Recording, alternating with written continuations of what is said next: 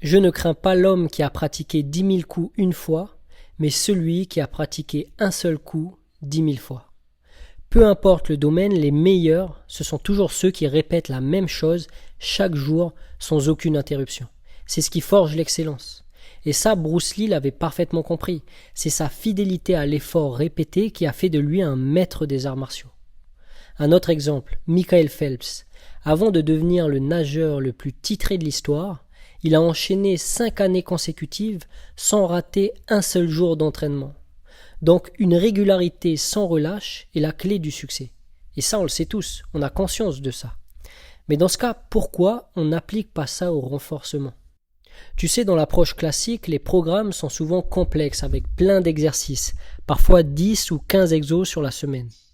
C'est comme si demain tu voulais apprendre à jouer de la musique et là tu choisis d'apprendre le violon, la clarinette, la guitare, le piano, le ukulélé, la flûte, la trompette et le saxophone. Mais du coup, pour devenir vraiment bon dans chacun de ces instruments, ça va te demander un temps fou et tellement d'énergie. Alors que si tu choisis un seul instrument, il est tout de suite plus facile de pratiquer chaque jour et même de pratiquer plusieurs fois dans la même journée. Et c'est pour ça que j'aime beaucoup l'approche minimaliste.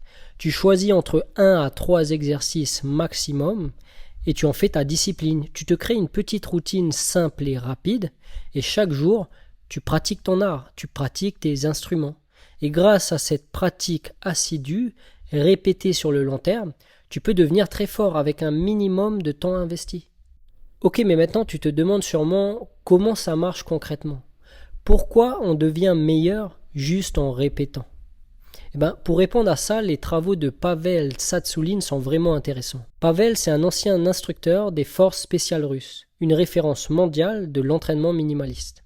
Et son approche est basée sur la répétition, qu'il appelle « grease the groove », qu'on peut traduire par « huiler la mécanique ». Et l'idée, elle est simple, la force est une compétence, et si tu pratiques un mouvement tous les jours, ou même plusieurs fois par jour, tu entraînes ton système nerveux à être plus compétent, et ce de plusieurs façons.